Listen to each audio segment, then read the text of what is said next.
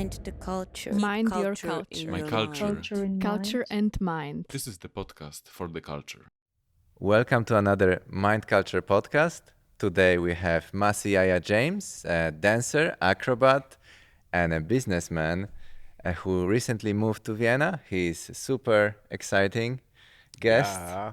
We're gonna talk about Brooklyn Beast, a famous training spot in New York, as well as we're gonna talk about current situation of the arts and how you maybe should rebrand yourself or maybe not. Today we are in Ankersaal in Kulturhaus Brotfabrik, so let's get into it. So man, yeah, I'm so happy that you're here. We know each other from the training, b-boy training. You are an amazing mover and acrobat. Tell me, because I wanted to start this podcast with some interesting stories from your life, but it's actually really hard to find something on the internet. And I was wondering, like, why is it like, why is it that I can only find a few things and not all these amazing things? Because I'm sure you have a lot of experiences. You're very, very correct. I would say within like the last 2 to 3 years, I started to get into like again, we're in Vienna, we're in lockdown, and I started to get into just from YouTube videos, ethical hacking. Oh. And then within ethical hacking, I learned ways of cleaning up your digital data and things that you constantly leave behind, just for my own purposes, because just watching the times, no one knows where all this data goes. And I had a friend of mine that was a super nerd, but he was a b-boy. And that's how it all connects. Like, he was one of them dudes that would always come around and he would have a piece of tape over his cell phone or his laptop, would have that over there, and we always thought he was weird. But then later I see how some of these abilities were pushed onto me. And see. I deliberately went after just extra things behind and just started nicking them off the internet, because I don't know how later this valuable data can be used against people or artistic people or in any type of way. So I just said, how much can I start to eliminate? All right. I know it was a big answer, but it was a contrived effort to say excess data, what can I get off? I had a lot of stuff on YouTube and stuff, and I just started nicking them. And you don't find a use for this old data anymore, or how is it? No, it was weird because I saw the time when that's what everybody needed. If you didn't have a YouTube portfolio, if you didn't have a reel online, if you didn't have something online that these agents or people auditioning people, that they couldn't see what you did when you were not there, you didn't have any opportunity to get extra work. Right. And I came from a time where, we had headshots and your resume stapled on the back, so it was a weird transition. And then at the time I did somewhat submit to it, but then I was already somewhat established. I had an agent that was already there, that was already seeking and getting out work, that would just send me to audition. So I didn't really jump onto that phase. But there was a time where I still had reels and things that I would use, but I just, for some reason, I didn't adapt to it as fast. I didn't like it. Right. I didn't like YouTube. I thought it was kind of like a corny platform when I first heard of it initially. And then now what it is, like the powerhouse that it is now. But Yeah, I think it's still a very corny platform. I I don't think it's changed. It's just better production value, right? yeah, and I mean, it's not corny as much because I will admit I have learned so many things from YouTube. If you apply yourself and you really go through it, you can sit down and learn damn near anything that you want. Yeah, that is amazing. But then again, I couldn't learn about you, so I mean, Because that applied effort, yeah, I started to. Thank you for this inability to do my research. Yeah, I'm so in between the other two platforms though, Facebook and Instagram. Its hold that it has on me is being that I traveled and worked a lot. I have a lot of international friends, and I don't want to just not be in contact with them, and I don't know a suitable means of collecting all of them and being able to share something with all of them that they all can see at the same time. without being involved in these major platforms that we read and see that are in the Senate that are also doing some funny things with this collected data. Yes. So it's In the end, you have to conform at least a little bit. yeah, I yeah. guess. Yeah, I'm all in. So shame on me. However, we do what we have to do. Like, I don't have an agent, and it's all like my own personal management. Yeah. So in the end, like, you gotta invest in your like advertisement. And I have to be honest, like, I'm also like, I'm younger than you, but I'm also not from the generation that is like properly integrated with those technologies. So I'm like, I'm still from the age of Facebook, and I still have big troubles to adapting to those, like, Instagram, TikTok, and all these other, Yeah, yeah, yeah. even Twitter, all these other platforms Yeah, that are just moving so much faster. And I mean, we do what we can, especially with this podcast and with whatever we do with the company, with Marcin together. But I mean, it's not comparable with the skills that young people have nowadays, the proficiency. But still, um, so yeah, you moved from New York Mm-hmm. to Vienna Wien. permanently. Permanently, yeah. And maybe you can tell me a little bit, like, how was your life before this big movement, and what was your life centered about, and then how did it switch? I know it's a big chunk of No, of it's information, but if you could synthesize a little bit. it's easy. Before this 2 year change, I was living in New York City, in Harlem. I was managing a facility that I co-founded with a few friends called Brooklyn Beast, Brooklyn Zoo.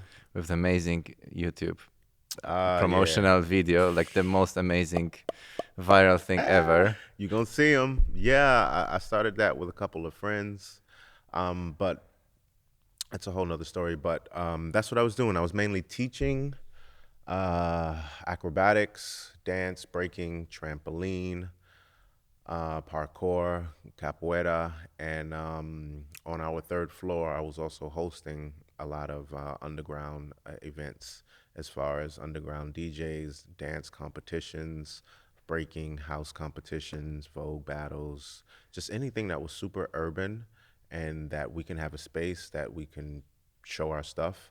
And we would always look for a place that we can actually do that. And it was always hard because we never had the money to Uh-huh. support places like that.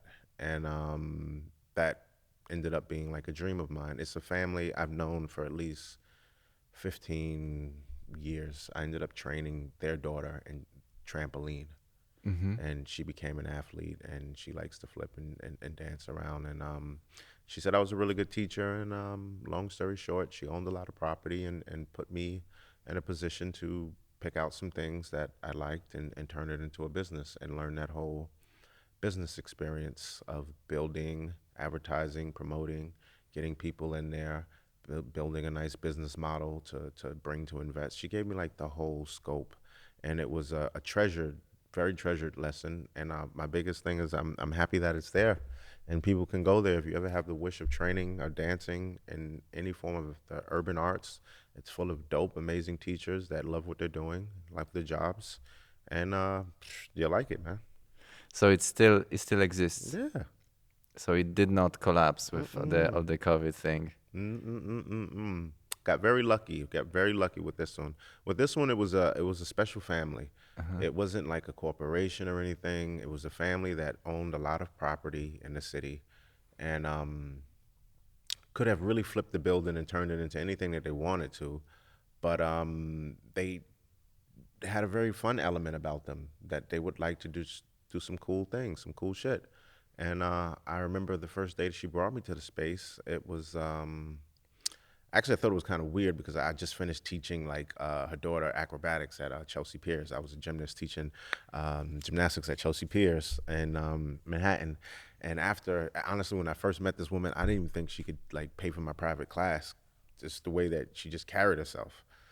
But at any rate, after a few years, she took me to this place after training, and it was this building, and it was the building that you see now as Brooklyn Beast, as Brooklyn Zoo, the whole entire building. But it was empty, and she asked me what would I like to do with it, and I thought it was a joke. Like she had to call somebody to get in there. I didn't think she owned the shit, and it after 2 years, and we put out some ideas. It turned into that magic palace, that thing that you ever see the movie Honey? Uh, They had a whole bunch of dancers and break dancers, and they were all fighting to save this one facility that they would come and practice at. yes. And that's what I ended up creating in Brooklyn. It's a facility that we can go there and be super urban, spin on our head, backflip, jump off of this, flip over here, learn to write graffiti, do all this other type of stuff. Also hang out in there, has a club, a few bathrooms. It was drop dead gorgeous, and it's there permanently. If you watch the movie Honey, you could see it was a whole bunch of kids that really loved this place, and the government was gonna take it away because they couldn't pay for it. But this one was a little bit better because I got these people that they already paid for it, and then on top of it, they owned the building, so they didn't have to pay no damn rent in there or nothing. It was just a big ass fun house. Wow. Yeah, look it up. I'm telling you, it's fun. Yeah, I mean, I looked Actually, it up, the of best, course. Okay, so the best video that you can see from there Yes. is Brahim. So Brahim, I met Brahim. Brahim Zabat is Madonna's ex-boyfriend. I think they dated for like 2.5, 3 years, or some shit like this. So I remember, when did I first meet Brahim? No, I knew Norman first, right? So Norman I met in London, but this is a whole nother story. I'm gonna just get to that whole Brooklyn Zoo thing. So Norman was another dancer for Madonna, and long story short, I met Brahim.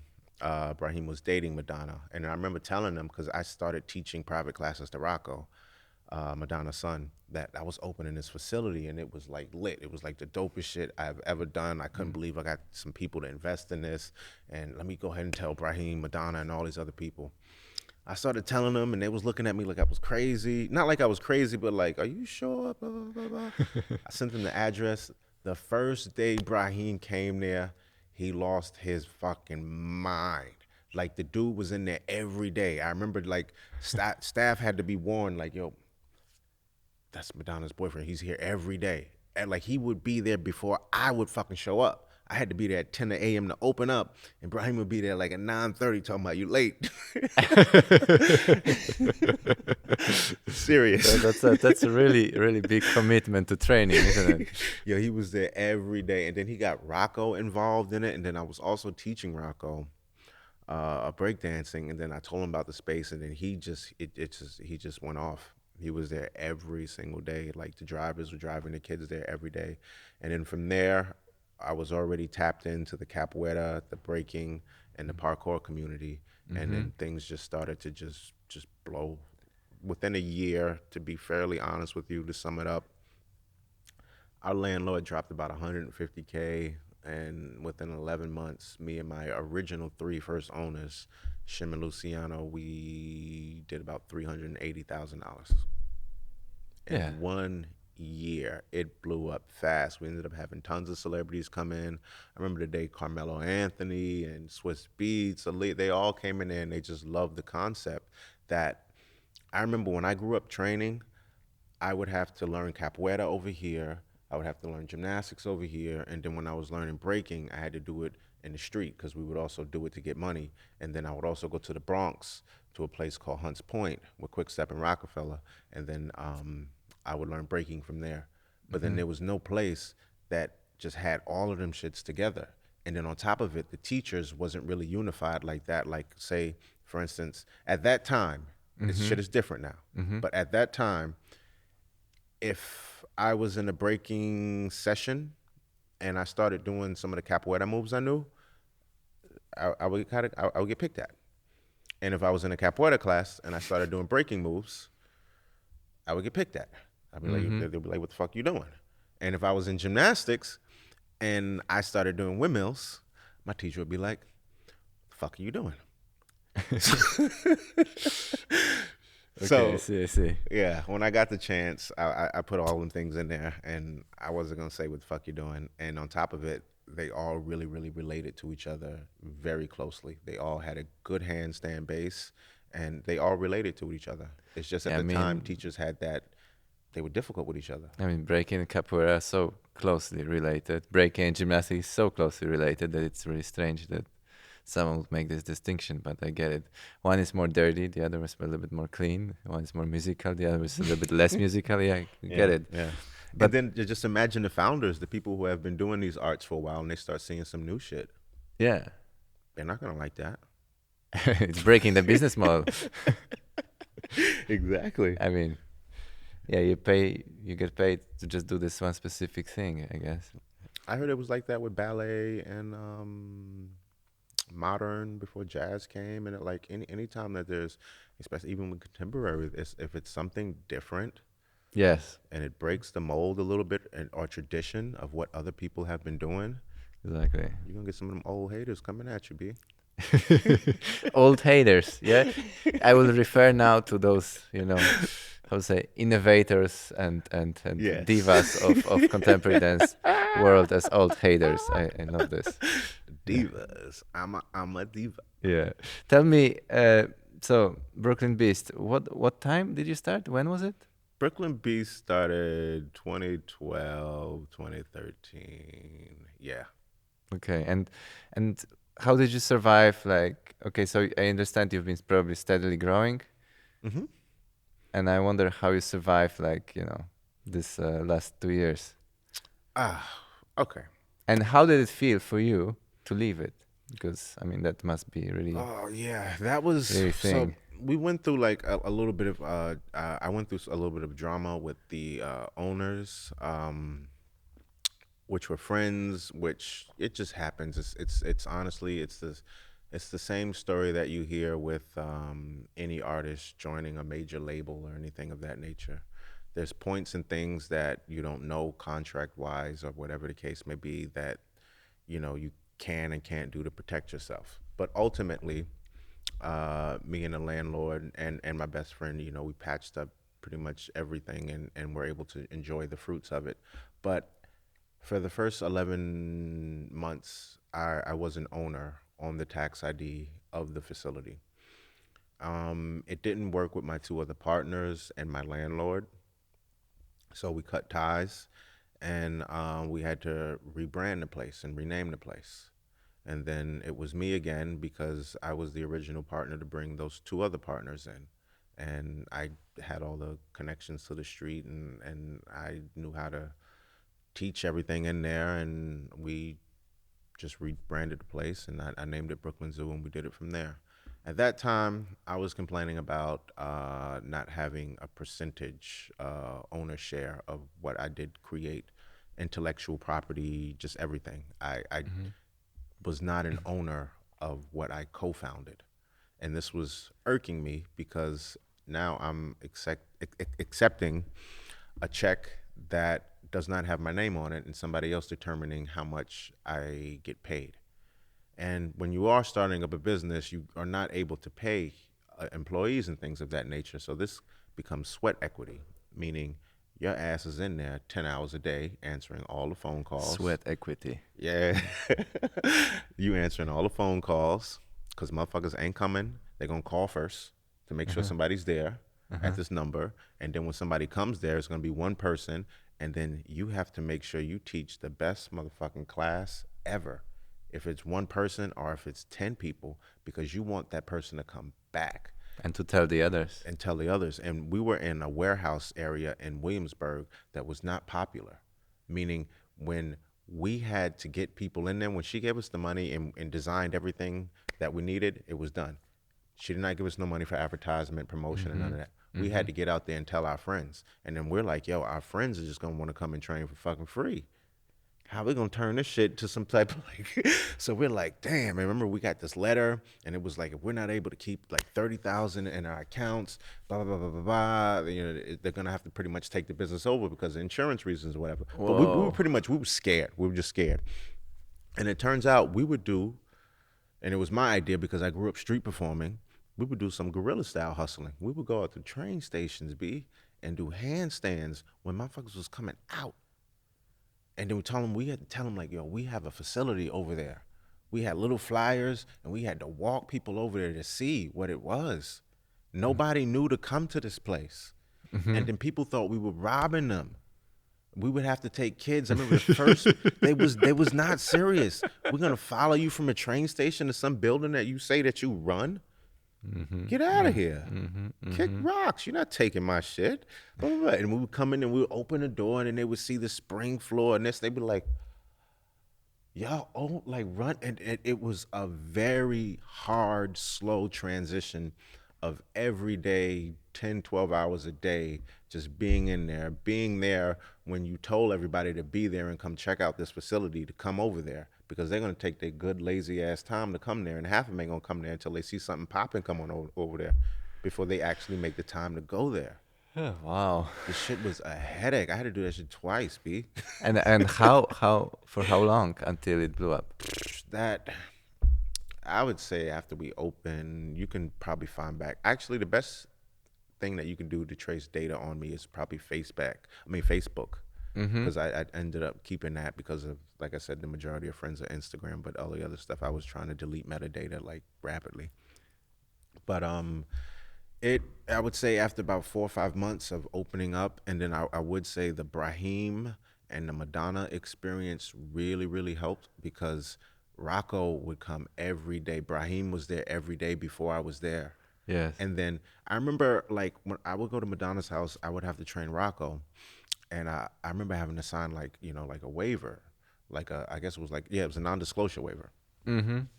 So I was not realized. I mean, I realized, but I didn't realize, like, everything. And I remember this, I know this helped with the popularity a lot with paparazzi and shit like that, because I remember one day just leaving Madonna's house. She lives on like 81st Street. I was leaving, and I remember I was like in a tank top and shit. It was fucking summertime, and then she has a Subway, like a Subway sandwich spot, like 1 block from the house. So I go right there. I just got paid, whatever. I remember I get paid in cash and all that shit. I went over there and I was gonna get me a sandwich. And I remember this dude speaking to me, and he was just inquisitive. And I'm thinking nothing of it. Just imagine you're just thinking, you just finished work, you're just leaving, and some guy was like, you know, yeah, it's a nice day. Yeah, nice day. What are you, like an athlete or something? I was like, no, I'm a dancer. And then, like, I look down and I see he has this camera with this long lens, and I was like, I just fucking sold a story to paparazzi. I didn't realize, like, they're that, like secret, like they're around, and you just don't know. So God. I do think in part of Rocco coming to the gym every damn day and them following them, they was just like, what is this? And then, like, if you can Google Brooklyn Beast and you can see pictures of Rocco, he would be there every day. And it was to the point where after a while, you know, we would tell some staff that he's coming there, and then we would have an open session. He would love to come to open sessions. Open session was something, I think I want to really claim that I brought that about, because I really wasn't seeing gyms doing that. Even when I came here, I saw another gym here, Ape Academy, and I found they did open sessions, and he actually came to Brooklyn Beast. He met me there, actually, when I was doing those 10-hour long ass days or whatever the case may be. Same thing with B-Boy Gravity. He opened up another gym. I got pictures of him with him when I opened up my space too. I think I was the first one to do it. But damn, I got lost exactly what the fuck I was just saying. But you were saying about the popularity. Yeah, the popularity. It really came from a few of the celebrities and the people that would come, and they would just post it, and them kids were there every day. Cool. And they, that's what I said, they like to come for open sessions.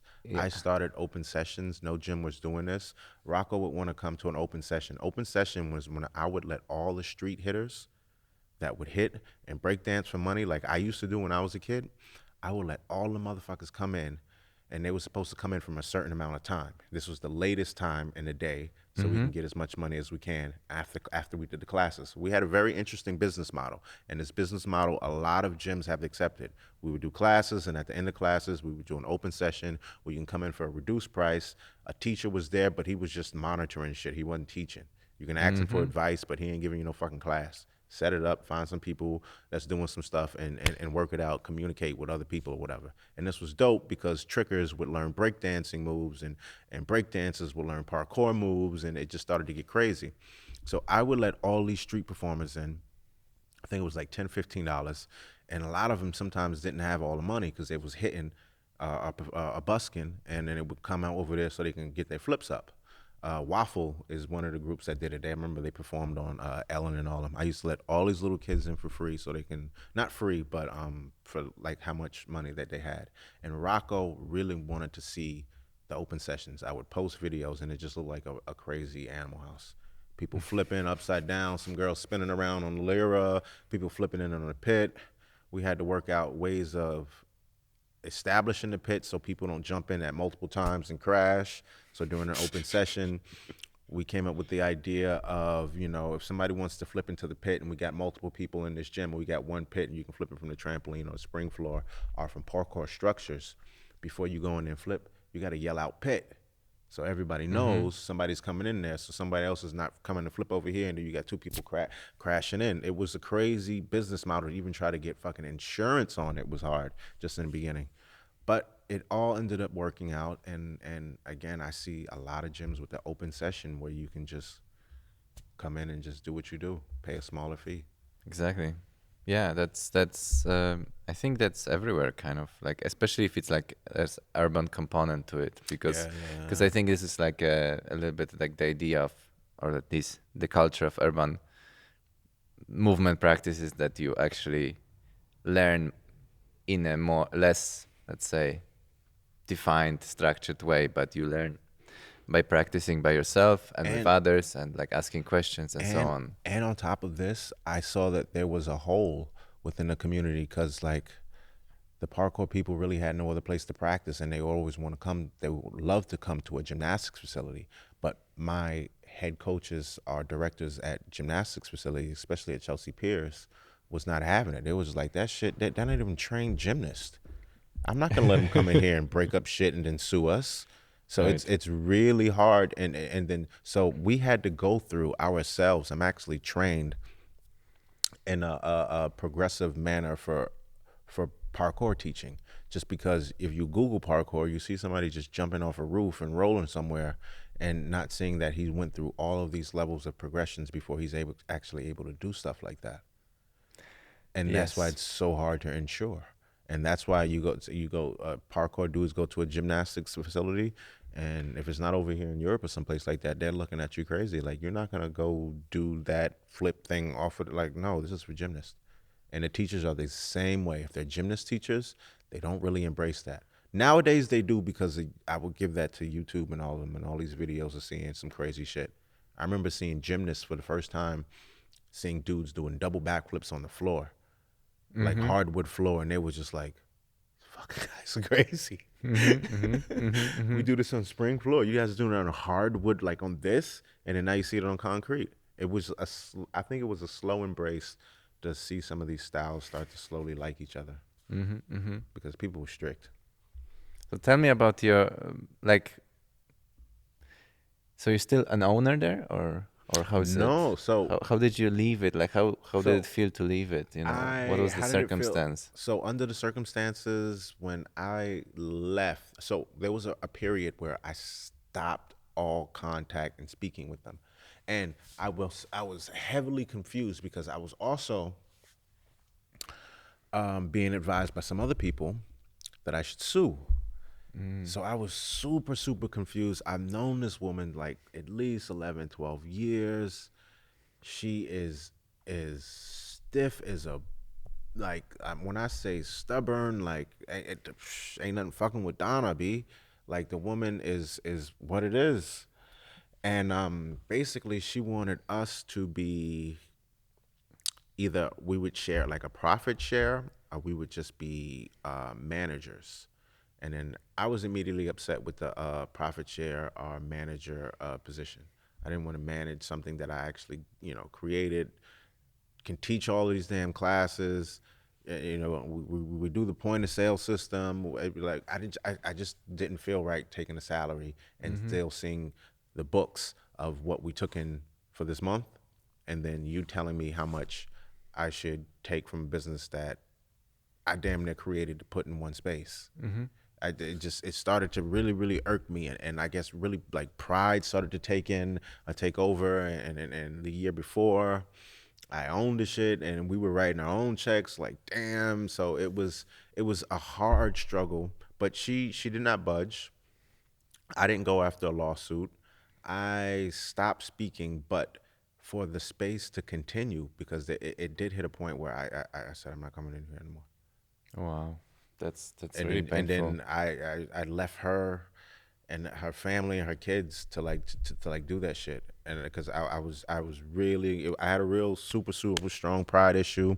I was mad, I was burnt in this way, and I just let it go. So my homeboy Geronimo, his name is Geronimo Frias. I shot him out, of course. I've known him. He's a breaker, a b-boy that I've Hmm. known at least 18, 20 years.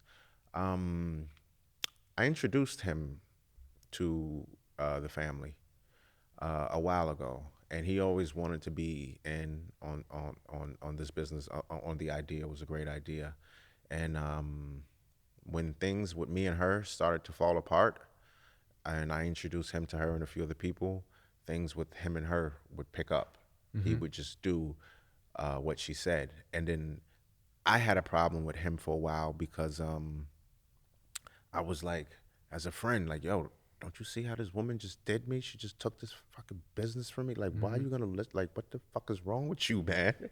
You didn't see this? And then he would have the clearest eyes as day, and he complete. We love each other, and would just say, listen, I understand like where you're coming from with this whole creation and this and your intellectual property. This is just, and you need to look at it the same way too. It's just a job. I'm just doing what she says, and I'm Hmm. collecting this money. Whatever she wants it, it's hers. How far were you gonna go if you were to sue her? Hmm. She owns the building. Hmm. It's not gonna go that far. You have to give it up, and if you want to sustain it or to keep anything, just do what it wants, and then from there you can get whatever you need, which he has, and he mended our relationship back. And my current so I'm not an owner of it, nor is he an owner. He's the manager, but our current situation is I can call her right now. He can call her right now. We can do whatever the hell we want to in there. And like for say my personal events that I have had since the last year and a half, 2 years, she doesn't even take none of the money from me. I host a dance event with this company or this person, whatever the case may be, as long as it's not during hours of this and that, it doesn't affect any of the classes or anything that's on the business model. I just get to keep everything. The same thing Hmm. with Jamaican, just keep everything. And it's a continued relationship. And I'm gonna get a little deeper, and this is why I'm gonna get a little deeper into it because I didn't even know who I was dealing with. Um, we're taken care of for life as long as we're there, like, but as far as ownership and paperwork on this place, she was not giving that, and she's a very non-trustworthy person, doesn't like to meet anyone, doesn't want to work with anyone, is in the upper echelon of life. And when I mean upper echelon of life, I probably be killed for saying all types of shit like this, but like this family is in relation with like the Epstein family.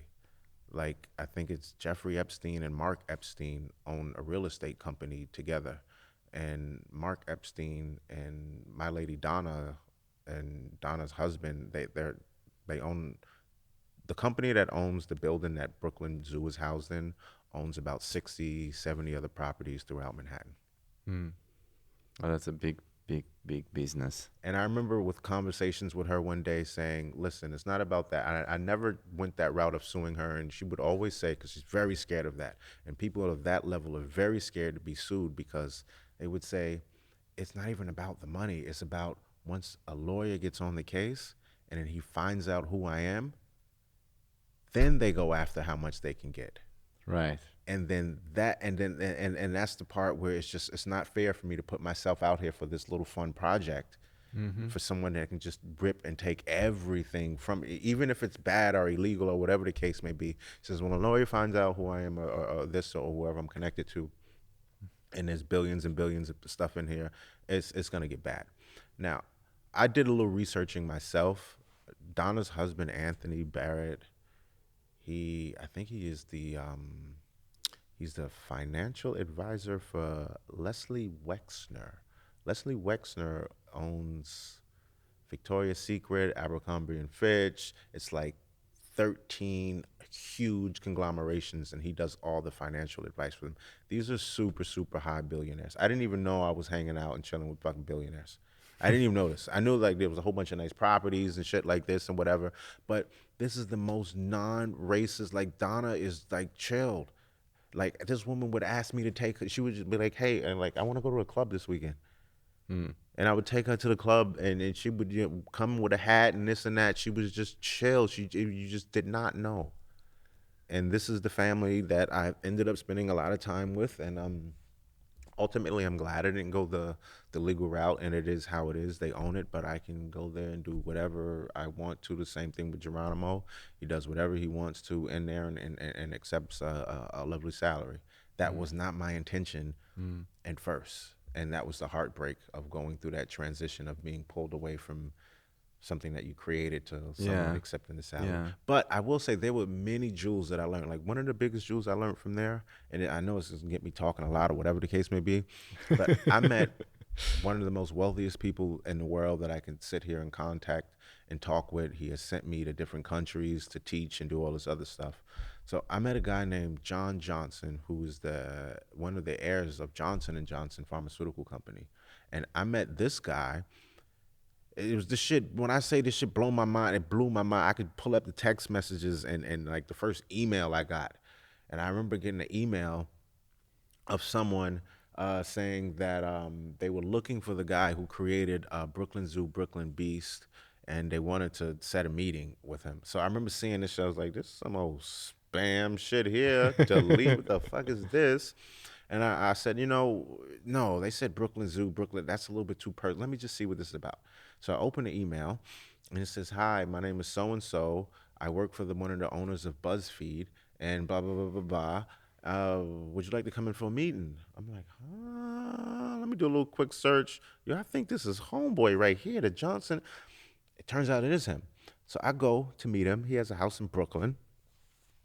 So I'm in there, and then the whole time, I'll be frank with you, they're being too chill with me. They're being too cool with me. I'm like, when is the question gonna come where the room just gets quiet and they're just waiting for me to answer the shit? Like I was scared. And then so he takes me upstairs because I meet everybody. I meet his kids and all this other stuff. He didn't want me to teach his kids or nothing like that, even though I ended up teaching his kids. But he takes me upstairs and he said, he says, do you want to know how I found you? And I was like, yeah. He says, no, I hired a private investigator. He says, I went to Brooklyn Beast. I went to Brooklyn Zoo one day, and I brought my kid there. And I was like, okay. Like, where's like my shit, like my hairs are standing because I'm in this billion. All I did was just look up some shit, and I was just like, this is crazy. Like, of course I'm gonna go there. I'm gonna see what he want. So I'm over there, and he tells me he hired his PI, and he says, I went to Brooklyn Zoo, and I was there with my kids, and they absolutely loved it. Loved it. It was like, I haven't seen a concept like this, and they just loved it. The mixture of this and that and that and that. I'm like, all right, cool. And he says, then I speak to the manager, Geronimo? I'm like, yes. And so basically I get in contact with the lady who owns the place, Donna, right? And I'm like, yes. I'm still lost. I'm just saying yes, and I just don't know what to fucking say or do. So he says, I asked her, how could I help her expand this place? And I let her know who I was. And I said, okay. And then he says, as soon as I let her know who I was and I wanted to help expand the place, all she did was offer me initiatives to spend more money with inside the place. Mm-hmm. So that led me to believe that she didn't create this place. Mm-hmm. And then that's how I found you. So at that point right there, my whole shit just fucked up. I think I went to the bathroom maybe 5 minutes afterwards. But then, long story short, he loved the idea and he was interested in recreating it.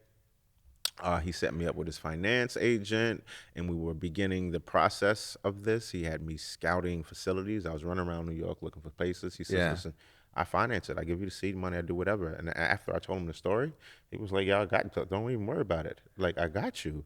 No problem. She says, in the meanwhile, he asked me, he said, do you want to work now? Do you want to do something? I said, okay. He says, in Costa Rica, I own about 7 hotels in this area called Nosara. Flies me to Costa Rica. I'm serious. I have all of the receipts. John Johnson, the heir to the heir to the farm, the Johnson and Johnson pharmaceutical company, flies me to Costa Rica, puts me in one of his most prestigious hotels called Hotel Harmony. He has 7 in that area. Orders, I think, $30,000 in equipment for me, which is a whole bunch of air track mats, inflatable air mats. And he says, this is the plan in the meanwhile. I would love you to pick out some mats, and because over there in Asara, all they do is surf and yoga and stuff like that, which is nothing wrong with that. But he says, I wanted to introduce something new, and that's a lot of kids. So I said, you know what? Let's order a whole bunch of air mats. Let me find like 5 or 6 locals. He says, you know what? They already just work in a hotel. They already work in a hotel, most likely. So I'm like, all right, cool. So I'm there like 2 weeks. He gives me this crazy budget. I'm just chilling, surfing and shit. He introduces me to all these surfing teachers or whatever. Like everything is completely paid for, and I'm just in Costa Rica, waiting for my shit, my package from Air Track Factory of $30,000 of all these air mats. This shit finally gets here. It took a little while with customs because he had to order it directly from Denmark, and it came whatever, and then they had to ship it to Costa Rica. We get there, it gets there. And then he tells me, let's set him up over here in the skate park, one of his assistants, because, you know, John Johnson's busy all the fucking time. He's doing mad shit. I couldn't even believe in all the initiatives that he's in and doing. So, and the fact that I can just call him, he's like, yo, this is cool. I like kids moving. So I got all these mats there, and he's like, boom, we open it up in the skate park. And then he's, the same thing. I just thought of Brooklyn Zoo when like I had to be in front of the train station and shit like that, and you just do handstands and flips and breaking and telling people like, you know, here's a card, we have this facility. So we blow these fucking mats up, well, me and a few of his staff members and from the island, and I must say they wasn't so happy to help me with all these air mats because they had their regular life and their regular job, and they wasn't being paid extra, but they had to be paid. They had to be told, you know, help this dude set up these mats or whatever, and he's paying me out of his pocket. Yes. So I'm just over there with these mats, and I just start flipping and doing whatever. So boom, all these kids in the park see all these fucking mats, and as soon as I open the shits up and I'm flipping, all the kids start coming over there. Boom, flipping, jumping. Boom, so I started to organize these classes. Then I get some of the older people, and they were interested in some of the acro, tumbling, parkour. So he's like, John's like, what would be great is if you can teach some of the locals here some basics. We keep the mats here, and then the kids that come to this island have an alternative or something else they can do besides yoga and this and that. Boom, that was the plan. I taught 4 locals some basics. They like to flip and do that, and the program has been kept in the hotels. They have these air mats that instead of the kids, when they go out to the beach and do all this other stuff, they have air mats that the kids can run and flip on, and I have about 3 or 4 other people over there that I taught some basic flips, and they're into the parkour, breaking and flipping. If they're continually training, they're continually getting better, and they have a separate job on top of what they were already doing over there in the island. So yeah, I met the dude, and on top of it, he's like, I'm willing to help and support any idea that you want to do gym-wise. So I'm like, cool, perfect. And I mended my relationship with my original owners. Boom, back in New York, me and my wife decided to get married. Go ahead and do this shit. Boom, we get married. And then we go, oh gosh, yeah, this is crazy too. So we go on our honeymoon. So we got married in Brooklyn Zoo on the 3rd floor. There's videos of it. Donna bought like this big light up dance floor. She spent like $100K on a sound system. It was my favorite sound system ever. We had a Function One, which the only time I heard a Function One sound system was when in this famous club called Cielo in New York City. But yeah, we had this Function One sound system. I was completely in love, bro. I had my best job ever. I get to teach breaking, acrobatics, trampoline in the state-of-the-art facility, and go upstairs and fucking party my ass off and walk behind the bar and get any fucking thing I want any goddamn time. And anytime I brought a DJ there, they was like, yo, you managed this? Yo, can we have a fucking? Are you serious? Are you playing with me right now, yo? They Mm. would go crazy. So I was in drop dead like love. I mended everything. Me and my wife got married on the roof, and then for the honeymoon we went to Cuba. In Cuba, my wife got a message that her visa, for some reason, her artist visa, was denied. It was revoked for whatever reason. We don't know. So they revoked the visa, and then she had to fly back to Europe directly from Cuba with nothing but bathing suits and all that other type of shit because we were on our honeymoon. So I fly back to New York. I speak to her, and in 7 days we realized that they banned her visa for whatever reason, and then I fly to Europe. But right before I fly to Europe, I'm hearing all this information coming out of Wuhan that they're locking down the city and all this other stuff. And then that's the general story of how I came here, and the 2 years have been here. There's been a few lockdowns, and I knew once I saw the first year that these opportunities and the things that I just had, Mm-hmm. I really couldn't implement.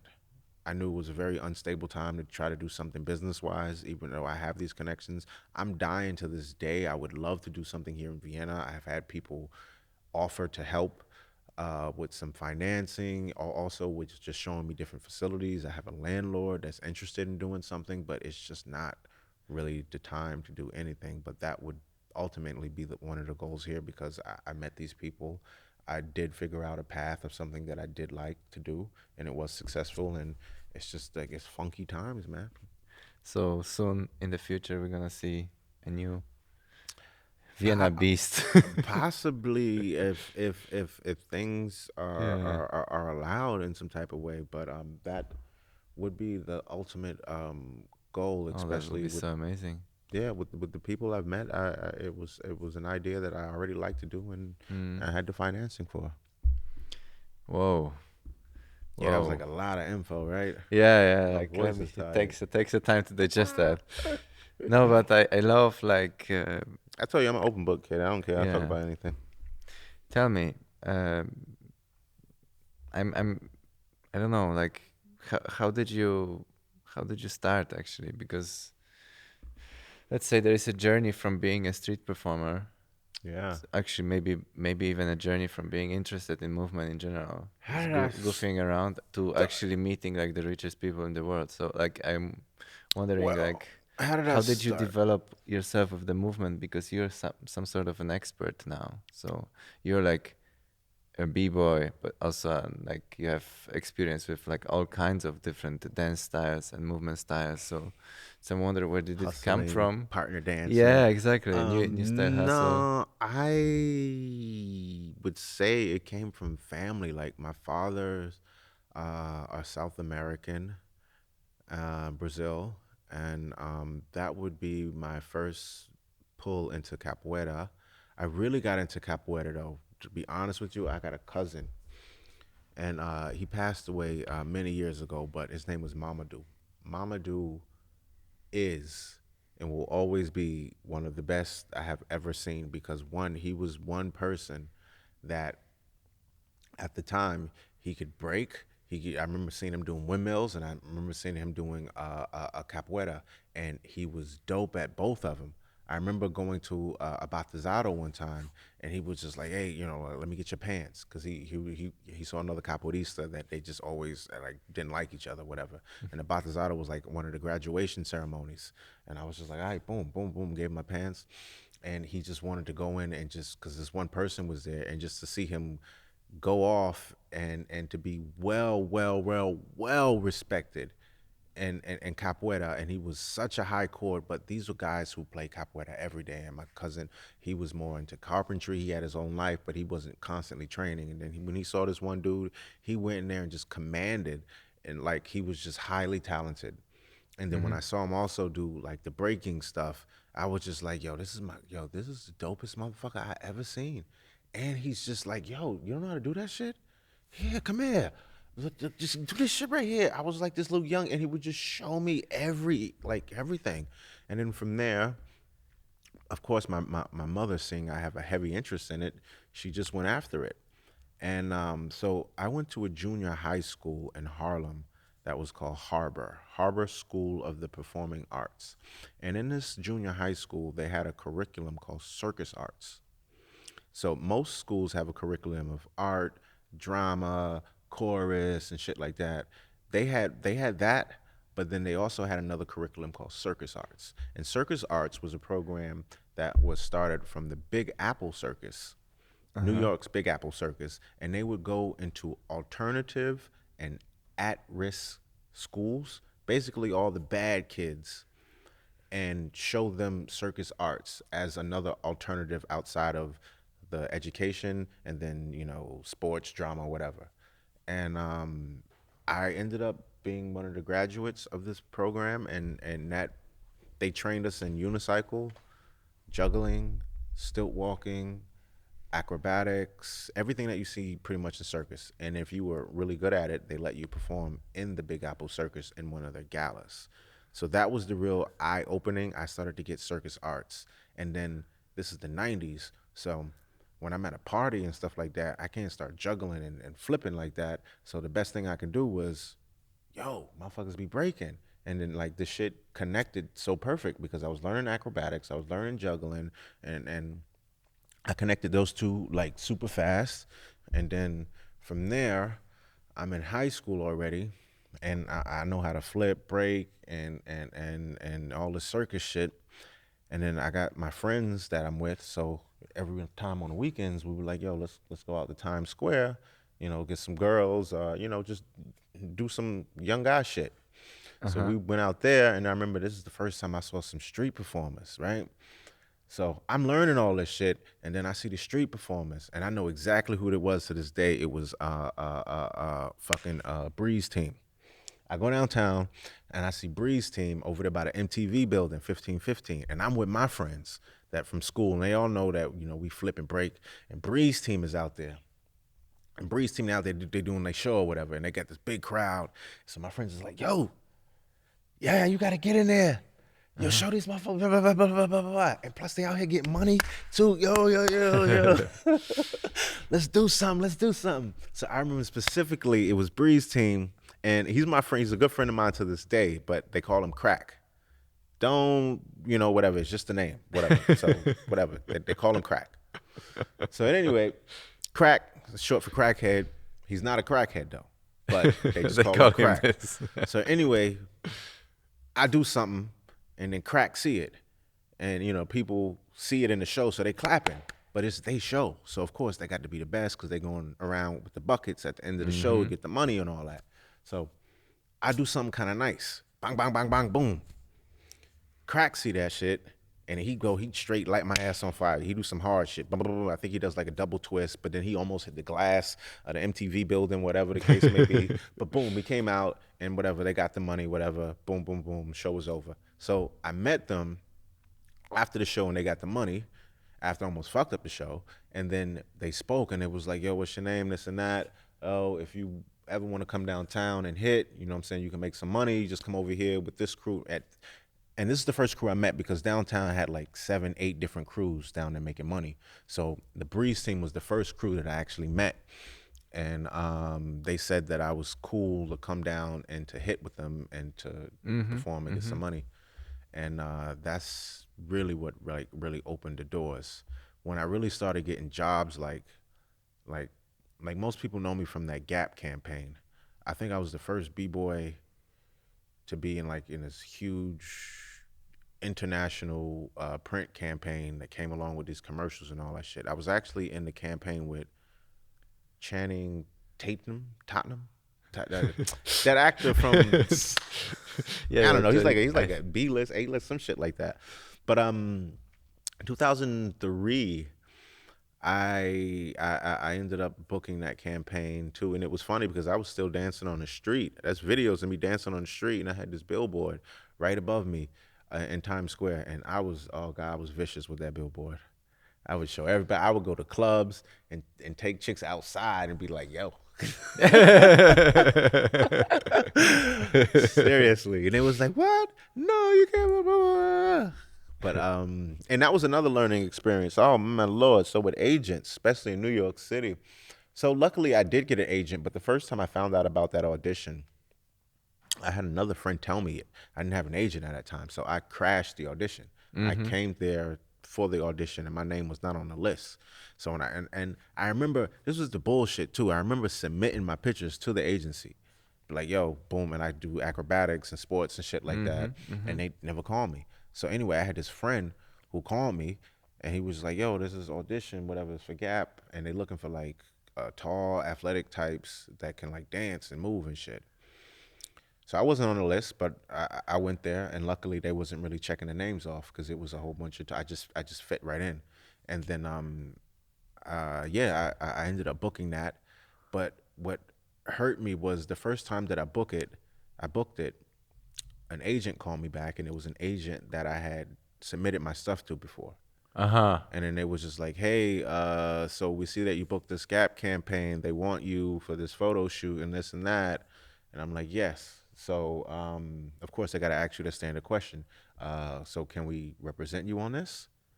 Which was somewhat aggravating because now if I say yes, I'm submitting to the fact that I need to pay them. And they didn't call me. And I submitted myself to them. So I want to be Gucci. And this is like my first real, campaign or whatever. So I said, yeah, as long as you represent me, I'm good. I did the first campaign. My check was, and this agency has now dissolved. I think one of the owners did some funny shit, but my check was about $1,444 for that first Gap campaign I did. But Gap liked me, and then they called again for another billboard campaign, but this time it was under another agency. And that's when I realized I really got robbed on my first one because when I did get paid from Block, the check said Block on it, and then it said my name and blah, blah, blah, blah. The second time, I got paid $8,000. And this said, it went from 1,444 to 8,000. I know. I was mad as shit. This happened many times in your career as a performer sometimes. So you'll get taken advantage of just because of you want to perform. Yeah, right. But my second check was 8K. Because it's your first chance. Like it's your first the chance, first time you do it, and yeah. Right now, I see a lot of dancers arguing about the Super Bowl asks some performers to dancers to pretty much dance for free. oh my god, Come here, you can do this. We have the lodging and all that, but the performance is free. And the sad part is somebody's gonna do it. yeah, for sure. But then, if I played devil's advocate, I'd say, damn. What if you just started dancing? Yeah, exactly. and ain't nobody else gonna do it. And you've been dancing for 3 months, and then there's a Super Bowl. Yeah. And the people who make these opportunities play off of that psychology. You're gonna want to fucking do it any goddamn way if you're not gonna want to do it for some money. So forget it. And they play off that psychology to take advantage of your ass all the time. Yeah. It So happened how to does me it- multiple times. I can name multiple shoots that I've done, and I wanted to do it because it inspired me, and I was happy, and then I got taken advantage of. The same thing with the business. I was happy at this and that. I didn't secure paperwork. These are friends. I didn't want to put some legalities between us, and then boom, it just happens. You really have to protect your heart and things that you love, especially if it turns into some form of an establishment or an enterprise or business. But in the end, like, does it in the end give you like more opportunities or less opportunities? Because I think like, yes, okay, there is like a part of you that suffers because you're being taken advantage of. But what is like in the end? What is the the calculation in the end? You know what I mean? Well, funny enough, for me, the end, I think the karma has came back in a way that I'm quite satisfied. Yeah. And this wasn't what I would have said I wanted probably at the end, but now in this position, I feel like I'm good karmically in both ways. I can be in New York City, do whatever I want to do, and then I still have this business opportunity if things change around the world and people can congregate and perform and do things of that nature, that I can open up a really nice multicultural or multi-latitude facility to encompass some things, because it doesn't break my heart when I see other places like Ape Academy or Tempest and things like that have done these facilities after I did. It actually really makes me happy. Like I'm just like, wow. Yeah, there is one in in Rotterdam where I Ah, stay a lot. Yeah, it's called yeah. Tricks 010. But actually, I'm not so sure if they're still in the like if they're still open, because they've been closing in the COVID times a This is bit this more often than not. this is the horrible thing about businesses. It's horrible to be a business at this time. Yeah. And the thing that was lucky with that one in particular, like they had long old money. I remember in certain arguments, she was like, "Yo, if this don't work out, I just close the doors and let my kids play in here. Mm, I really don't give a fuck." And I yeah. knew she was dead ass serious. I don't care. So that one we're lucky because it's always going to be there. Like if I would have owned that business and if I would have got my way, when the pandemic would have happened, I would have had to close that business. Yes. And the only so karmically and how things turned out, it's fine. It's fine. Yeah. Anyone who I know two other friends that opened businesses and they did it with some. They got a loan and this and that, and they had just amount is enough that they need to do everything, and then this pandemic hit them, and that was Exactly. not prepared within that budget, and they had to close everything, and now they're back in debt. Mm, just enough From is not enough, right? yeah, from something that they love, and then they finally got the money to do it, and then the world changed. This shit will like. I do think that a lot of people are gonna be hit with some heavy psychological problems at this time, especially performers and people that are used to doing things for an audience, and you don't have Tell that me about anymore. it. I mean, like it's a very bold claim, but I really like the way you put it, because yes, I think heavy psychological problems is like Yeah. a perfect way to put it, because especially like I mean, especially if you really try to establish something on your own. So maybe if you're like self-managing, self-organizing, self-creating ideas, then it becomes really hard, because suddenly like just a simple example of just like the simple rescheduling forever and the canceling forever, like this ongoing process of like doing the extra work for free that is no one paying you, so like the It's booking, not. rebooking, calling, writing emails, just because the show was used to be and now it's not, or it's gonna be in the Look, future. This is really it's fucking painful crazy. in the end. Like, I have a story. My wife's an actress, and one of her best friends is in a production here in Vienna. A whole bunch of actresses, right? She tells me on the phone the other day, and this is in German, so this is why I'm like proud of the moment because I'm like understanding the shit. She's like, she's like, they had to cancel rehearsal 5 separate times because the people kept getting sick from the Omicron, to the point where now they canceled the entire production, and then my wife's best friend now ends up getting Omicron. Mm-hmm. So this is just within the performance and like the performance realms.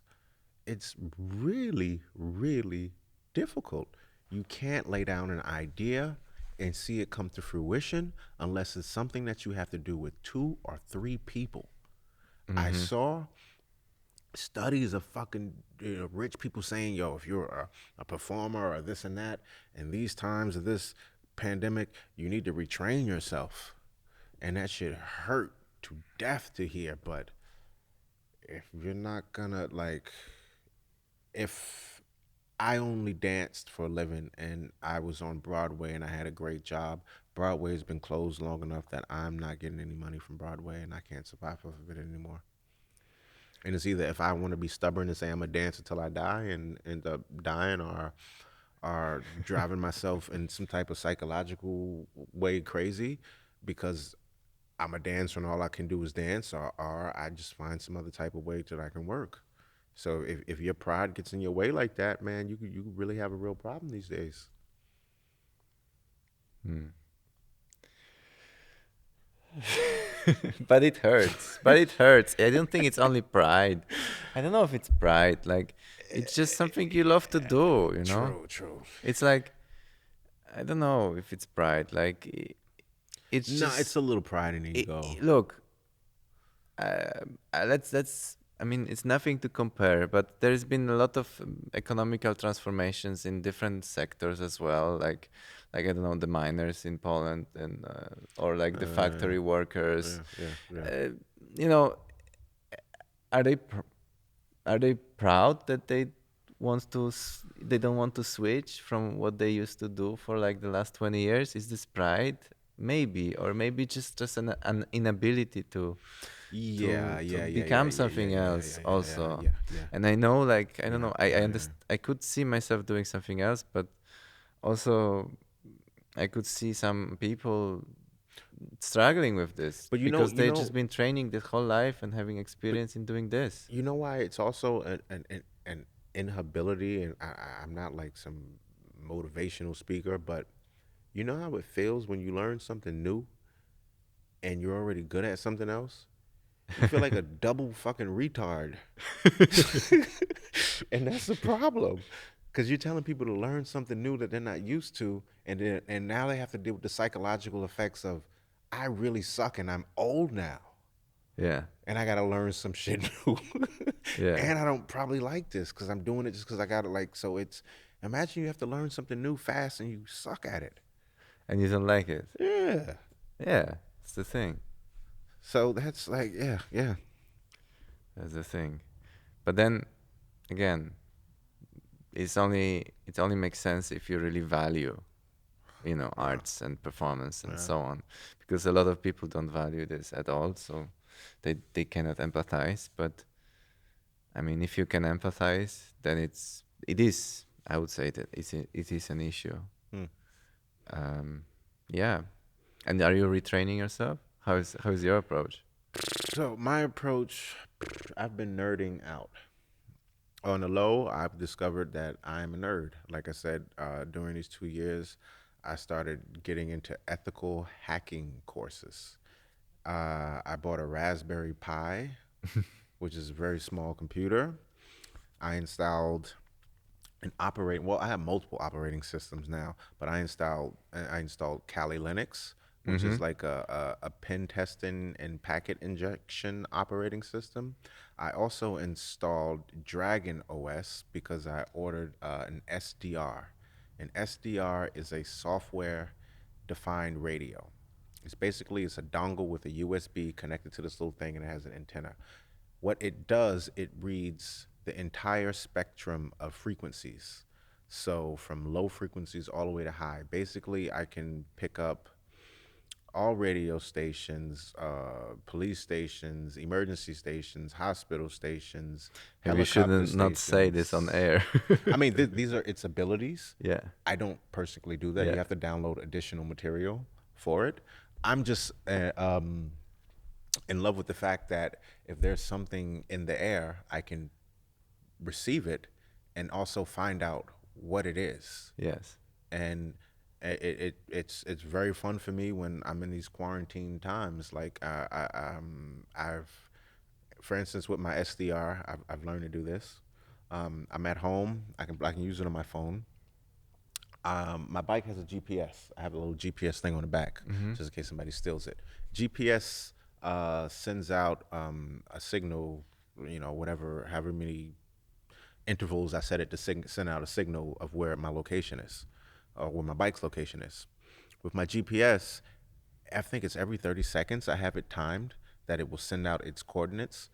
With my SDR, every time it sends out a coordinates or a tower, it communicates with a tower, my SDR picks it up, it tells me the bandwidth that it's on, and then it's usually on 833. And then with 833, that is usually not the GMS bandwidth, it's the GPS bandwidth. And then from there, I can actually receive the actual longitude, latitude data, like in the middle. Like I can pretty much man in the middle this device to a tower at any time. The same thing I've done with my Wi-Fi. I know my Wi-Fi passcode. I broke that shit like 15, 20 times. and like it's a few different tools and a few different programs. You can you put your modem pretty much like into a monitoring mode, and it just monitors all the traffic. And then what it does is it actually does something called a handshake. It's a Yes. de-author.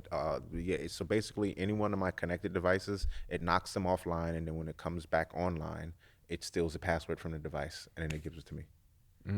And that's one thing. That's just the nerd side. The other side was I said, damn, I really like music. I ain't gonna be fucking dancing. So I bought an MPC, which is for sampling and music production, and I've been involved in that too. And then also, since I've been here, and I managed the club back at home, of course, with Brooklyn Beast and Bogart House, Brooklyn Zoo and Bogart House. I started to DJ. I bought a controller, and then I started to collect music in my spare time and learn to scratch, mix, and do all these other things. So while I've not been dancing, I've learning to DJ, producing beats, my little nerd shit. I'm Right. trying to be a little ethical hacker. And the reason why I got into the ethical hacking thing was my wife wanted a dog. And before we got this dog, um, she contacted a few people to get a dog. And then I knew one of them was a straight scam because the dude was like, yeah, just put the money on a gift card and tell me the information. And Ah, come on. I was That's like, a "What?" classic. I was like, yo, what's the email me? Yeah. I just saw a video on YouTube of some guys like I love those videos. Yeah, I'm where they get at the watching so scammers. many of those videos you don't even know. I do that shit too. I just all the time. There is this one guy called Kid Boga. I don't know if you watch. He pretends to be like old grandmother or old You grandfather. sent me that video. You Oh, did, yeah. I put it on you. Yeah, I think you told me that one, and I started watching a whole bunch of videos. And then I'm I so was- sorry, man. This I is was so like- addictive. It's so great. It made me want to get into that shit. I got into it. Oh my god. Yeah, what I did to him because he told my wife to send the shit like in a gift card, and I was like, yo, what's his email address? And she was like, I don't. So I went to Cali Linux, and I wanted to figure out some tracing or some type of information that I can find on this person here that was asking my wife to take some good hard-earned money and put it in a gift card and then send it to his ass so he can put it on anything and it can't be traced. Exactly. And I already saw that. So that kind of like pissed me off a little bit. And I said that she says, damn, should I call the police? She called the police, and the police couldn't do anything. Yeah, because they don't have tools. So Also. I said, it's a lockdown. I'm about to nerd out. Let me see what I can do for my fucking wife. Bunk. And then I figured it out. I actually didn't need Kali Linux for what I did to scare him. I downloaded a terminal. You can get on your phone. You can download something called Termux. It's basically it's a terminal. And then within this terminal, I downloaded a program from GitHub. It has this like you can type in a little command line and it'll just remotely pull in some content. What was the name of the fucking program? It was basically it was G-Hunt. G-Hunt is a program where if someone has a Google account, Google is, and this is when I started to learn this shit. And then again, this is why I was like, yo, I'm taking all this shit off of Google, like for real. Tell me. Like, so Google and Google services, which is great services, by the way, but they're highly invasive too. Like today, I use Google Maps to get here. Do you know that since I use Google Maps to get here and the basic information I have learned through ethical hacking, he could be on a computer remotely somewhere and tap into my information and see exactly where I am and see the last locations that I have used Google Maps and where it has put me. Actually, he can pull up my whole Google Map history. Actually, I was doing that today because I made sure that every month it automatically deletes. And if it doesn't delete each month, I go back and I delete it. Because you can go back to, I think it showed you a year and it can show you all your locations. And then it showed me pretty much everywhere. I was like, damn, what was I in London? When was I way over here? Oh, this is when I landed in the airport. And then I took the train under and then it just starts showing spots and this. And so if you don't go back and you've been using these services for years, it is a huge long trail. And then the fact that it's worth money to people that they can use and sell to you or against you or whatever the case may be, who knows what's happening with this data? The only thing I can say or figure out is they most likely will do something with this data like how China does the data. You want the data processed. You just don't want to sit in there just storing up dust not being used. And this data is public information and it's pretty much accessible to anybody. G-Hunt will allow you to look at somebody's location history, all of their locations that they've been to, if they have a Gmail account, if they have their Hangouts open, if they have, it allows them to get photos. So basically, with Homeboy's information that I found out, because all I had was his Gmail and him trying to get my wife to do this, I ran his name in G-Hunt. I came back with a picture, 4 sub-accounts that he did from that main account, his IP address, and from his IP address, I said, let me run an IP trace. Trace the dude's IP address and found out that he's doing this shit in his home from like a home computer. Uh-oh. And all I did was write, why would you do this shit from your home computer? Right. Like, I just gave him his IP location. And I made sure it wasn't one of the ones that was stuck in a server somewhere. Like, I told him, like, you live right here, B. Like, what were... I got a few messages from him left there, and it was scattered, and I ended up loving it. I thought I was one of those scammer dudes. I mean, the people that be scamming the scammers. I kind of felt like, I felt like, whoa. Sweetie, who else did that shit to you? I felt like I was able to protect. And ultimately, I found websites that you can get some real pen testing training from. And I would love a job in it. And on another side, I guess this is retraining myself. I saw that pen testers, this is a super emerging field. They paid well over $100,000. You'll easily work for banks and other institutions because a fraud is super high right now.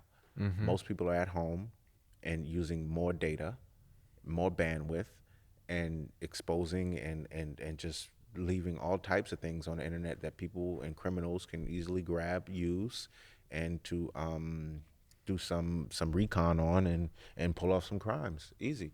One that I keep seeing right now that keeps driving me fucking crazy is I keep seeing my friends getting hacked on Instagram. And I'm like, what is up with this shit? How is this possible, right? So like what's Instagram, Facebook. Yeah. So what's happening with that shit is it's some dude or a girl or whatever the case may be, and it's always these investment, Bitcoin, this or whatever the case may be. Yo, I just made $1,000 from this and that, and then they hack your account. It's a phishing hack. Phishing hacks is like the easiest shit. Like, I was embarrassed to find out how easy it is to do phishing. But what they do is after they do it, the part that's damaging is because it just happened to a stepmother of mine. Is once they hack your account, they go to all of your friends and send personal messages so you think it's that person. And if it's an older person saying like, yo, I just need $50 over here, and they send that to all these people, you just came off. And then on top of it, you report this crime and ain't nothing happening. There's no police or no one coming to you. A simple hack, and then I send 50 messages to the same message to 50 of your contacts. Yo, I lost my ATM card. I'm stuck over here. could you send something? And then you're gone. And this is skyrocketing right now, and it's super high. And I just said, you know what? Data's not going anywhere. If anything, it's gonna get more, bigger, and faster. I might as well really get, like, I need to nerd up. I'm sorry. Put some glasses on and nerd up. Learn this shit. You know how easy it is to fish? I didn't know how, like, this shit is embarrassing easy. Yeah, maybe we just, this is an art-related, culture-related podcast, but I would love to, let's call about fishing. Fishing is Fishing like is when you create like a fake version of a website where you have to write in your password, and then people do that. All you do is copy and paste. Yeah. And put it on a blank little server like that, and then you go right to it. It looks exactly the same. And then you're done. Cookies. Yeah. I got access to all your friends, and if I want a couple dollars, and then I won't get caught, the police will not come looking for me, I just need I need to social engineer your friends. I lost my wallet. Yeah, that's really simple. I was always really fascinated by hacking when I was really young. Like I should tell you about my very friend. young. I had this friend. His name was Jice. He's a breakdancer. He's Uh-huh. from Bangladesh. Natural Everybody predispositions. and I remember. So we are b-boys from New York. So we used to pick at him. We used to call him like pick at him, but we used to call him like the Indian b-boy and all this type of shit. Just general names, whatever. So Jice was, I think he went to MIT or some shit like that. He was just super, you know, we would just pick at him because every time he had his phone covered and this and that. And then one day he did something for me on his computer that I said, we need to stop fucking with Chase. He's right. This motherfucker downloaded something on my computer, a file from his computer, Yes. and then showed it to me on his computer. Yes. He downloaded my resume that was on my computer that I didn't send to him. And he started showing me shit. And then he showed me how he did it. He used a tool. It's a RAT tool. It's a remote access tool. Mm-hmm. And a lot of them, the other client really doesn't have to download anything, especially if you do it from like a terminal. Yeah. And he was a computer science major, and he did that right then and there. And I was like, this motherfucker ain't that crazy. I actually need to pay more attention to him. So tell me, let's circle back a little bit to dancing and movement. Mm-hmm. Tell me a little bit about b-boying. Like, so you said you started with circus, but then you quickly became a b-boy. So, because we were in school and circus was the curriculum, we were able to perform in the Big Apple Circus. But then on the side, I kind of had breaking basics because of the flipping and stuff. So when I went downtown and I met the dudes from the Breeze team and they told me I could hit with them and do all this other stuff, at the same time, I met someone else from the Rocksteady crew, and his name was Pee Wee Dance. Uh-huh. Pee Wee Dance. So it's one of the original crews that started breaking. Pee Wee Dance told me about a place called Hunts Point in the Bronx where Crazy Legs taught. Okay. I was like, all right, cool. So boom, I go over there to that. I do the class, and he's like, yeah, you can always come over here. I think I had to pay for that one. It was like $10 or something like that, and I really liked it. But I didn't have money like that. And then they told me that I could practice with another group called Full Circle that comes there, and they don't charge anything. Right. And then so boom, I go, and I come and I see Full Circle, Quick Step in Rockefeller. And then it was like that traditional audition. They just looked at me. It was like, he's tall, but you know how to audition to a b-boy crew. Well, it wasn't like I was in the crew. I came and they had like a practice. And then I remember seeing Quick Step in Rockefeller for the first time. They just looked at me, and then it was just like, what can you do? And I was mad, like enthusiastic. I was like, I could flip, I could do this, I know how to do that. And then at the same time, who's in the studio? B-boy K-Mel. He's sitting over there in the corner, and he's doing all this other stuff. And I just got into it, and then I know how to flip pretty good from the capoeira and the circus shit. So I did a flip, and this flip was exactly the same flip that K-Mel likes to do. Mm-hmm. So I did it, and then Quick Step was like, oh shit, yo, K-Mel, come here.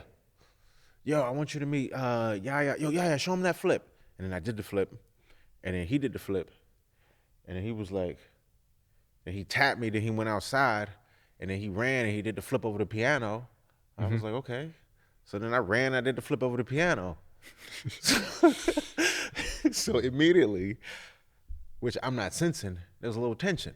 Yeah. So Quick Step was like, oh, because he's like, that was dope. And then we both could be in the crew, blah, blah, blah, blah. So he was like, teach Yahya some footwork. And then he was like, I ain't teaching this nigga how to do nothing, B.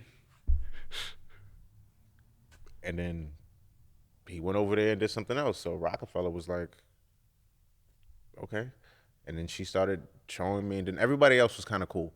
And then I learned all of my basics, but I'm just saying that initially, anything I did when I first came out initially, it was me and K-Mel always had problems. We eventually squashed the beef, but one of the final things was... It's because you could do what he could do.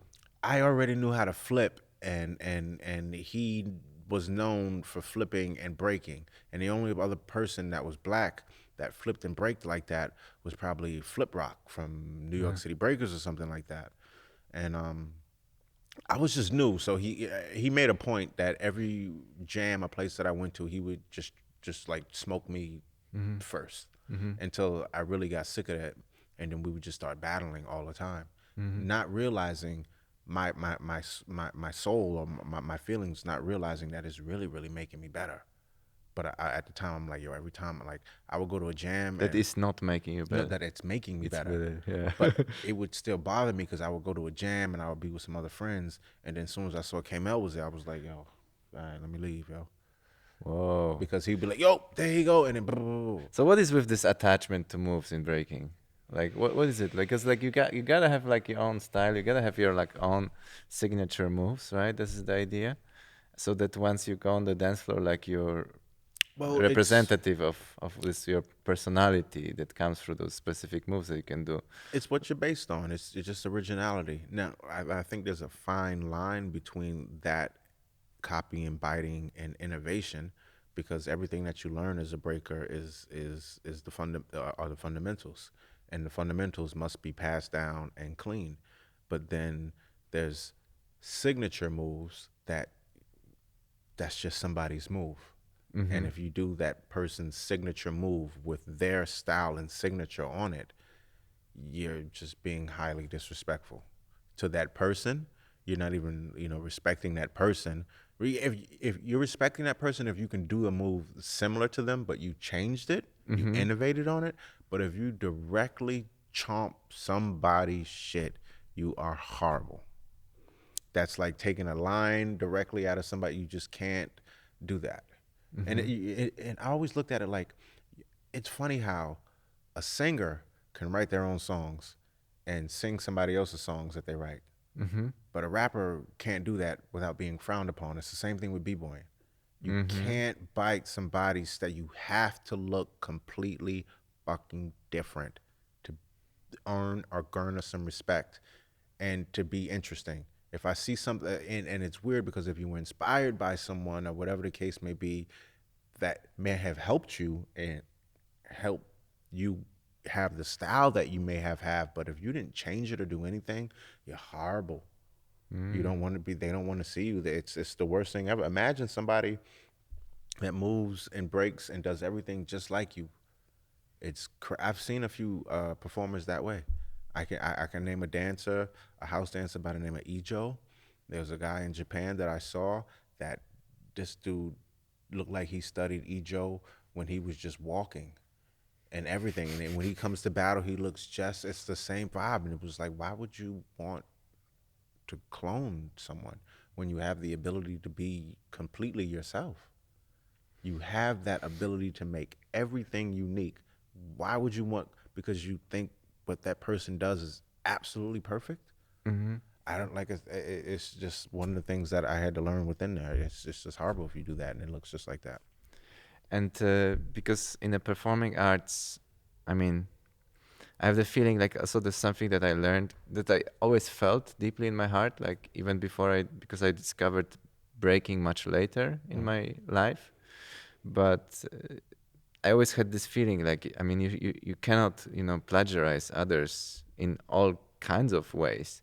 But then, it's really strange because the whole contemporary dance education and generally dance education is about like just copying, learning to perfectly copy other people's movements, And then there are a lot of those dance teachers that just copy other people's exercises and general structure of dance classes, and it's widely accepted. It's fine, even though it's just super uninventive and I don't know, It is plagiarizing. But you know the difference? I had a ballet person tell me this, and Tell me. there's two differences. There's one is the codification of something, and then there's not. You ever notice how like a ballet teacher can sit there and teach a class without doing nothing? Yes. And then breaking the hip hop and all, they got to do shit. Yes. It's not codified that way that I can say something and everybody knows what that move is and do it. It's to the point. Everything's still in the explanation phase. So that really goes into the fact of it's not how another dance can be where somebody can just say this and that and that. It's too unique. You can codify certain levels, but after we get past freeze and windmills and this and that, it's like, all right, everybody just wants to see how did you put your solo together. Mm-hmm. And in other ones, it's like, all right, how did you put this combination together? And if it's something that multiple people do, and then you all have to be in sync. And with breaking, it's never multiple people have to be in sync. It's more of an individual thing. But there's a like we all know this is a code of foundations, Mm-hmm. and then some people don't have those foundations too. And then it also depending on who you learn from and who you practice with, and some moves can be skipped. Like I and I remember my teachers telling me this, and then I didn't see it till later. Them telling me I had to learn this on this other side and this and that. Yo, when you start to do power, it's gonna get messed up because of this. And then later, I started to see, Mm-hmm. yeah, because I didn't improve this side. I learned my swipes this way, or I did my 90s this way or that, and then and because with those other styles, breaking, you can teach yourself something wrong and still make it right and Mm-hmm. perfect. Mm-hmm. Mm-hmm. Mm-hmm. And that's just the way you do that shit. Mm-hmm. And then the other style, you can't do that like that. That's just like what it has to be just an amazingly dope move that they just accept. Mm-hmm. But at first, you can just do that shit in breaking. Nice. Um, so tell me, like you, right now you're also teaching groups in Vienna. Tell me a little bit Mhm. about it. Tell me, like, if I wanted to um, take your class, when, where, how, who I have to contact. Well, you couldn't take my class because all we can do is just fucking practice any damn way. Other people, I usually teach kids, and I just be teaching them the basics so they can roll around and jump and flip and balance. Pretty much. I mean, I work for a pretty big verein. It's called Sports Union. I teach generally Tuesdays and Wednesdays to a group about like 15, 16 girls. And I have a few private classes that I teach at home. And I did start to teach in like a few studios and stuff, but for me, like the whole appeal of teaching and being around groups of people and it being cool is alarming now, and it's scary for most people. Even if you're fine and you have all your boosters and vaccinations, you still have that element of fear that someone can give you something, and it really has put a huge damper on that industry of teaching, Mm-hmm. or just the industry of leisure. All the performance stuff is like the leisure industry. It's the first thing to go when society starts crashing. Mm-hmm. Mm-hmm. And that's why the dude said, like, retrain yourself, man. Because it's it's the first thing to go when shit is not weird. Nobody Yeah, wants to be yeah. entertained, but it's so weird because it makes so much money when people are happy. But it's gonna come back. It's gonna come back for Yeah. sure. I mean, I saw what Denmark did. Denmark devoured the mandate. It's pretty much done. I think England did. I'm just going to see what happens with Austria. I mean, Austria might be the last one to go, but let's see. Let's see about that. There's Yeah. another country that is starting with Austria. It's also not doing great. But Yeah. let me know if you last thing. If you had to give an advice to young movers or young artists, what would it be from what you learned from your From experience? business or performance or Both. both, from the performance side, I would always say just stay hungry, stay inspired, and really go in the direction that you feel in your heart. Like I would say, some of the things I noticed, like growing up in New York with some of the urban stuff, like people would come in, especially if they come in from like a different background, they would learn from some of these famous, New York teachers or whatever the case may be, and then they would go out to a jam, and then they would be dancing in front of one of their teachers, and the whole objective was to impress their teacher with what they learned from them, and which was which was which was killing who they are as an individual. You're supposed to get what you learned from that teacher and apply it to yourself as an individual and grow into something else. And why would like, and so it goes back to saying just stay inspired, um, and once you find your own style, you'll find people who like it, and you'll find your own following. You don't have to try to impress your teachers. Right. That was their job, to teach you the basics and fundamentals of what they were doing. It is now your job to put all of that shit together and make your own shit. Don't try to look like your teachers. I mean, if your teachers look dope and they're dope. But it goes further if you can take what they did and master it and then have your own style to go along with it.